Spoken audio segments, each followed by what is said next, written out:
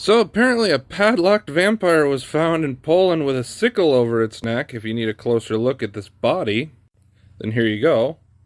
As you can see, like, the distended teeth in the middle, like it almost like it's kind of weird, like the root of the tooth was almost coming out. It's like they were like misformed, but you can see the sickle above the neck. So it's like, okay, so the sickle is like above the neck, but the handle's like buried in the ground, pretty much.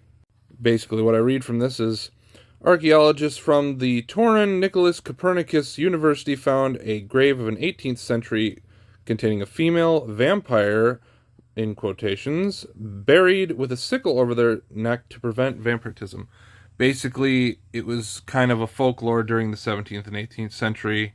Vampires, as we imagine, were rampant in verbal traditions and lore and many European ethnic groups, even though they're not real.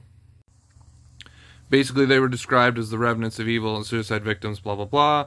During the 18th century, vampire sightings across Eastern Europe had reached its peak, with frequent exhumations with the practice of staking to kill potential revenants. The period was commonly referred to as the 18th century vampire controversy. Archaeologists found this in, I'm not even going to pronounce that city name, as part of a study. In fear of her ascension, they placed a sickle over her neck, and she was padlocked, tied to the toe on the left foot. Yeah.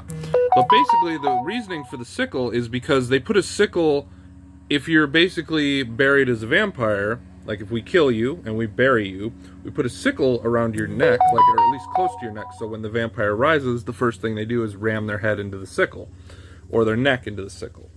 And that's pretty smart, but every vampire movie I've ever seen, the vampire sits there and goes, I'm just gonna squeeze down below the sickle.